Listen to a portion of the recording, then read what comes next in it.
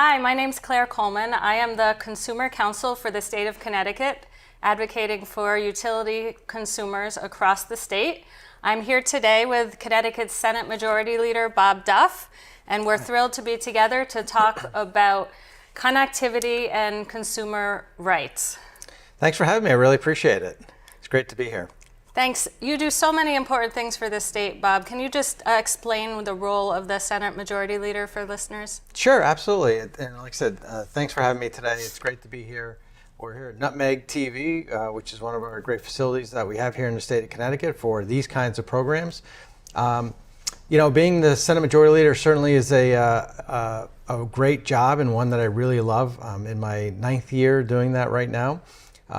But first, I represent Norwalk and Darien up at our state capitol, and but being elected Senate Majority Leader is really a great job. And I'll tell you a little bit about what it does. Is besides advocating for my constituents and passing bills that I like to pass that I'm interested in, being Majority Leader means that I help run the Senate and the floor of the Senate. So when we're in session, days that we're voting, and kind of act almost like a traffic cop in a way, figuring out, okay, what bills are ready to get voted on, what isn't ready yet, how much debate is each one going to maybe take, working with the Republicans who are in the minority to see if they have any bills that are ready and what kind of agreements we can make on that, working with the House to see what they're passing and what we might pass of theirs. So it's just really a lot of work, but it's a fun job, and one that is a team effort really, because I have great staff that helps out. We have great staff on our policy team, our legal team,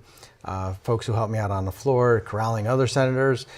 So it really does work out well. And we're done May 8th. So that's the end of our legislative session this year. It's a short session. So what happens is if it's not passed in both chambers by midnight of May 8th, it has to come back next year. Well, I understand that deadline well, being an advocate, often pushing for legislation and knowing that midnight deadline is real, and that race to the end. So I know that you're in the final month, which can be a crunch. Yeah, but it's amazing, actually. It's like a train in a way. It's like a locomotive. It chugs along in the beginning, and then by the end it goes pretty quickly. And what we see is that, especially on the last day, we'll have hopefully a consent calendar, which means everybody agrees to it, all 36 senators, and we could pass 30 bills, 35 bills, 40 bills in the last 5 minutes of the session, because these are something that everybody wants, things that everybody agrees on, and you make an agreement, and you pass them all at the same time before that midnight strikes, and then all of a sudden it's no longer there. So it's always intense, and it's a lot of drama, but it's my favorite part of the session. Yes, I certainly know the value of getting your bill on the consent agenda.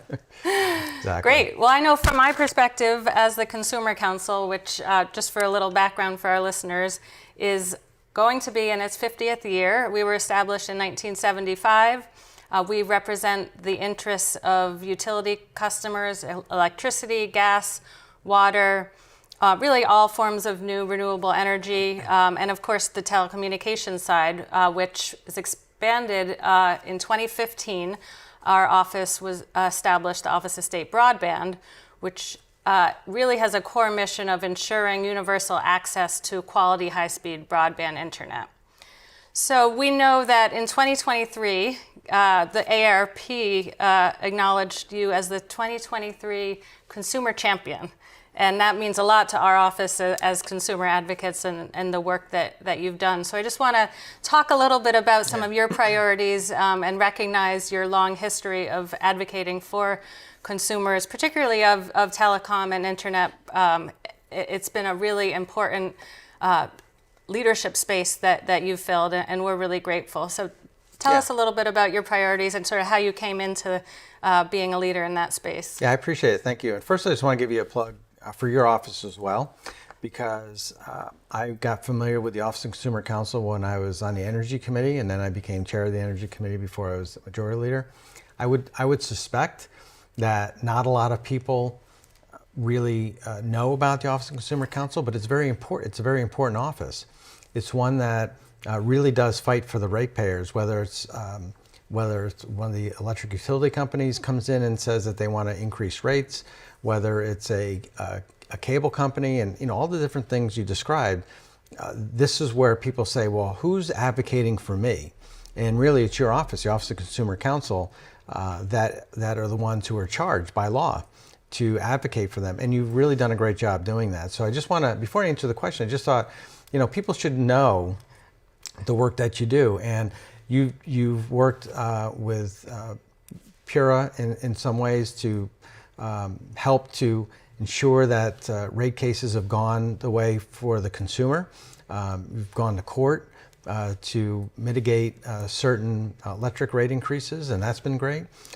So I think that all those things are really important, and which is why I think we've worked really well together, because we all have a mindset of trying to ensure that we're doing everything we can for consumers. And while, sometimes we think we have kind of solved problems, sometimes dealing with utility companies or energy companies or cable companies, it's a little bit of a game of whack-a-mole. You think you got it on one hand, and then on the other hand, something else pops up and there's another issue.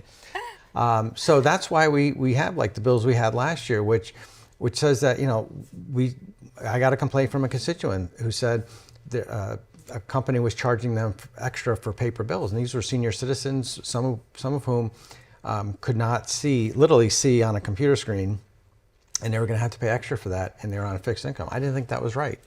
And then talking to some other colleagues, they didn't think it was right either. So something like that went forward. The mergers and acquisitions bill that we did, that your office played such a pivotal role in. And again, these are not things that make headlines. These are not things that are front page news for folks, because it's kind of complicated machinery of government and the bureaucratic process in a way. But where the bureaucracy steps in and actually tries to work hard for consumers by saying that, look, if a cable company is going to merge, so for example, if you had, say, one of the companies here in Connecticut was looking to be acquired by another company in Connecticut, and I'll leave names out for the sake of our family show here, that before, Pura really had no role whatsoever in that. So all the companies had to do was basically fill out a piece of paper and submit it. Probably got time stamped to make it formal, and that was it. Thanks to the efforts of your office and partnership in the legislature, we were able to pass a bill that said that's no longer the case anymore, where there now has to be more of a process and a review by the state's regulator. So again, this is where the Office of Consumer Counsel, those who are advocating for consumers and legislators together are working with the AARP and other advocacy groups to push forward legislation that actually really helps people. Couldn't agree more. I've really enjoyed the partnership and ensuring that Pura is able to review any change of control of any company that either resides in or has a presence in the state is so important. And we're really thrilled that you were willing to champion that effort last year, and know that, as telecommunications companies, broadband companies, and technology broadly changes, there are going to be many more mergers and change of control. Absolutely. So we now have this tool thanks to our joint work together. Absolutely. Couldn't do it. These are things that nobody can do things by themselves. And always, especially in a legislative process or governmental process, kind of like what the founding fathers, when they designed this system of government we have, nothing is centralized. Everything takes lots of people to put things together. So whether you're building new schools or whether you're doing bills like mergers and acquisitions, it takes various groups. So you have to have the cooperation of the chambers in the legislature, advocates in the executive branch like yourself and the governor, consumer groups and others to really get these things through and push forward. So, but there's lots more things that we can do that will literally help consumers make sure that they have a voice and also that they're not getting ripped off. Absolutely. Speaking of not getting ripped off, one of the other measures we were able to pass together last session was to ensure that if a consumer chooses another company, and terminates their service, that they're no longer getting charged for the whole month, that the termination has to be reflected as of that date, and a customer now gets a pro rata share of their monthly subscription back. And that's really important because nobody wants to pay for a service they're no longer using. Right, exactly. And if I were to go walk down Main Street of any community and said, hey, look, do you think it's right that you have to pay for the whole month of a service of something you're not using? They say, no, of course not. That's ridiculous. Why would a company even do that? But what a fight that was to get through. Yes. And between the lobbyists and the lobbying against that bill and the kind of the crying and whining that we heard from various companies, this is why this team effort really makes a difference. And on top of it, we also had to wait a little bit for court cases to go through. So we knew we were on solid legal ground when the cable companies were taking other states' laws to court. We weren't really sure what was going to happen. Right. But what we're seeing now is that courts are saying, federal courts and state courts are saying, look, you know what? States actually have more jurisdiction now than they had in the past. We're giving them a wider berth. One is because we know Congress isn't functioning the way it probably should. They're not passing the consumer protection laws that it should. Just as an example, as you know, but for the listeners, Connecticut, the United States is the only country, industrialized country, that doesn't even have a national data privacy law. That's crazy, Right. which is why we have state by state by state data privacy laws. So that's why it's important for us to continue to do this, and why courts are giving states more latitude on these things, because we can pass things like net neutrality. We can pass more mergers and acquisition bill. We can pass things that don't have consumers getting charged when they're not using the service. So those are some of the things that I think we have the ability in states to do that Congress just can't get done right now. Absolutely. And speaking of net neutrality, there have been some exciting developments on the federal side, and you have been a leader in our state for many years advocating for principles of net neutrality and open internet in Connecticut. Do you want to talk a little bit about the importance of those principles and the proposals that you've supported? Yeah, I mean, I hate to use this term again, but talk about a lot of whining and crying from the industry here of like somehow the world's going to end if we pass net neutrality principles. These are things that people expect. We know that the internet is, and being broadband and all that goes in with technology is not a luxury. And people say it all the time. It's not a luxury. It's a necessity. And this is how people work now.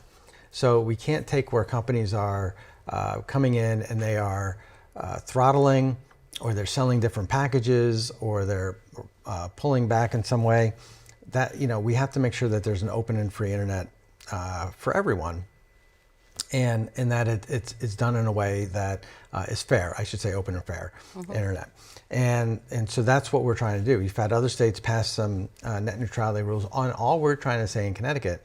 Now that the FCC again is going to probably pass net neutrality, fortunately got repealed under Donald Trump. Joe Biden has put it back again with his FCC commission. All we're trying to say in Connecticut is we're going to live up to those federal standards.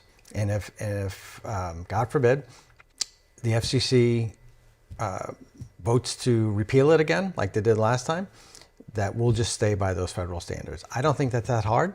I don't think that should be that controversial. And I think that it should be something that we can pass here in Connecticut. Unfortunately, it's taken way too long. But in the legislative process, sometimes you just got to have patience. It's a marathon, not a sprint, right? Absolutely. And I can't agree with you enough. I mean, ensuring open and fair internet access is a core consumer protection and First Amendment right. And it's really exciting that the FCC, as you said, just a couple days ago, actually last Thursday, issued a draft order, which is proposing to reestablish broadband internet service providers as telecommunication services, which really lays the groundwork for the ability to ensure that these companies are providing that fair access. So to me, the draft open internet rule is even more important than just net neutrality principles, because it says that our governments, both federal and state, have a role in ensuring fair, transparent practices.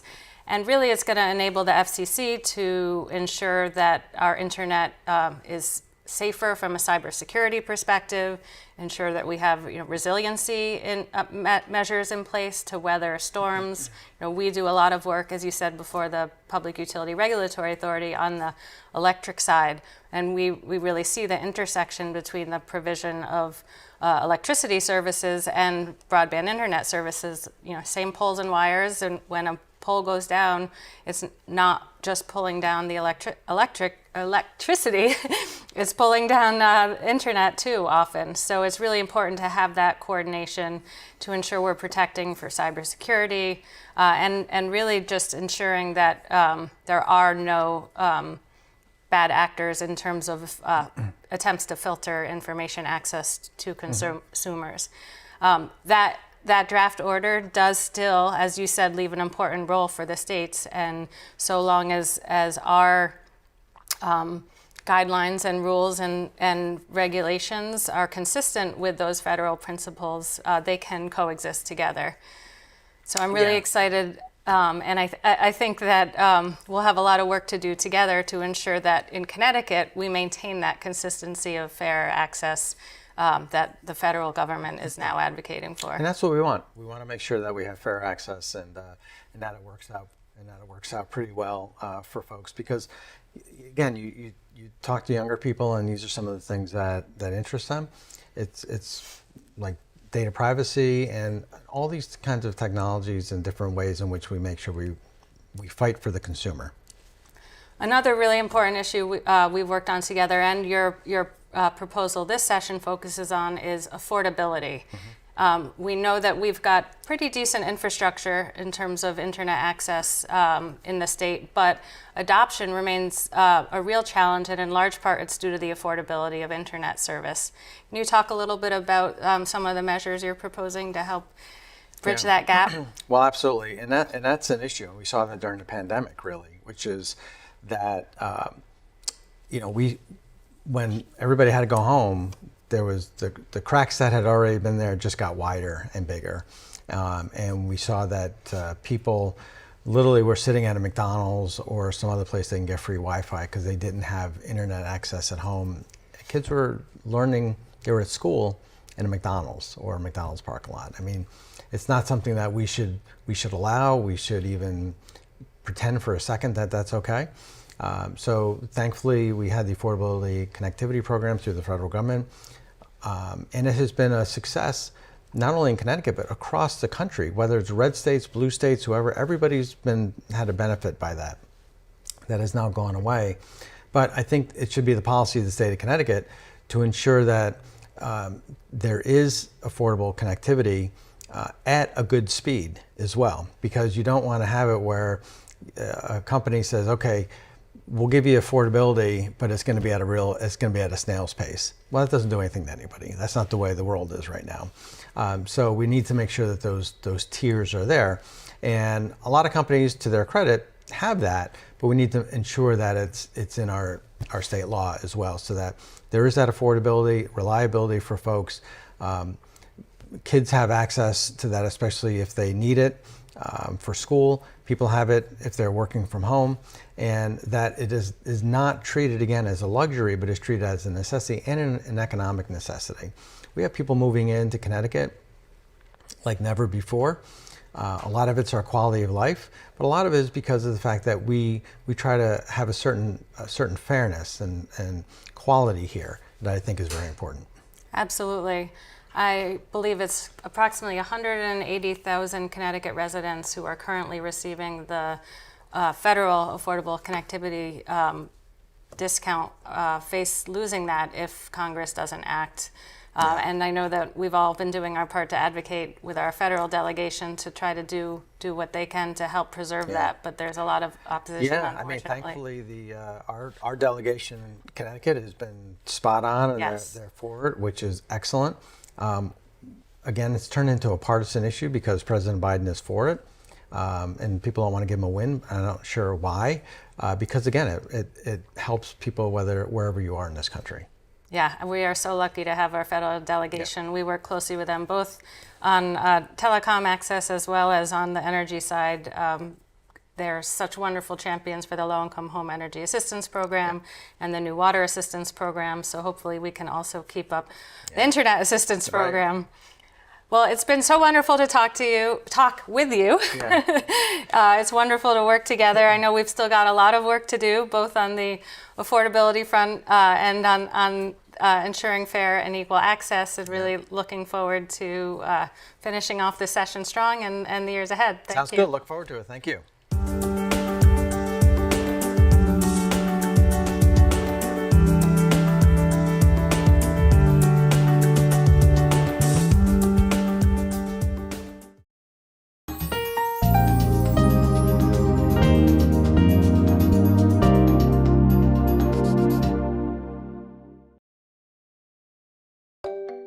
Public Education and Government Access TV, or PEG, has continued to serve Connecticut for over 30 years, connecting communities with local information, entertainment, education, and a transparent source for local government meetings.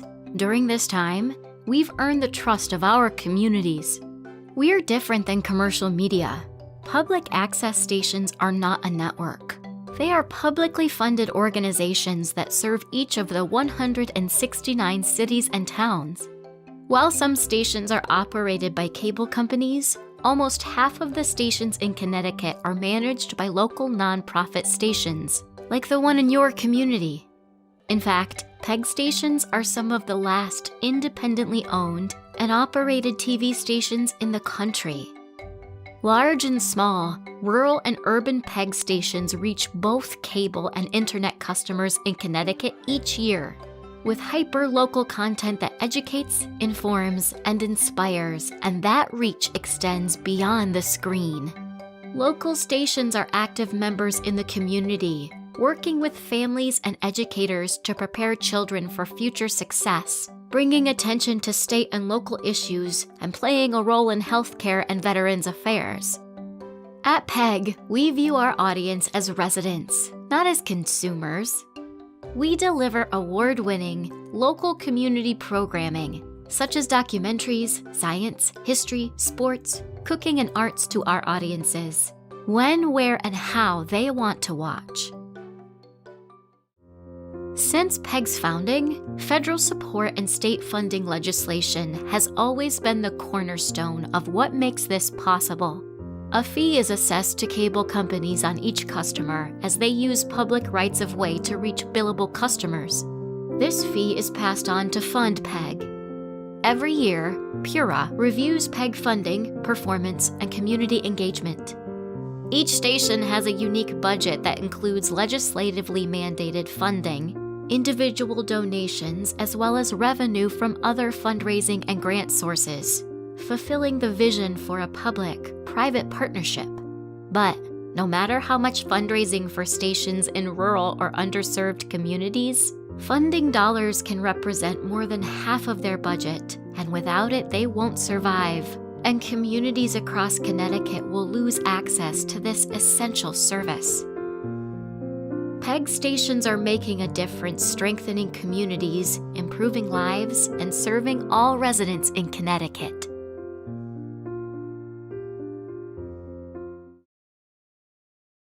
Hey there, Dr. Rich at Nutmeg TV, just looking back at some of my old family vacation films. Nutmeg TV can convert your old tapes, films, slides, and photos to DVD or digital. Call 860-321-7405 or visit nutmegtv.com. When we think of an iconic New England town green, we think of the place where people got together and maybe heard some music, heard someone give a speech, maybe get an award. Times have changed, but the digital town green still brings all those stories, all those voices back to a central location. Nutmeg TV has been providing community television for over 30 years. We provide great facilities and training and equipment to allow anyone to come in and produce TV programming for the community. Whether you're a college student looking to get into this industry or a senior citizen looking to learn a new skill set, we've made our equipment accessible to anybody. Nutmeg TV is a family, and we embrace diversity, and we work with folks from all walks of life. And it's our job to make these studios available for anyone to use.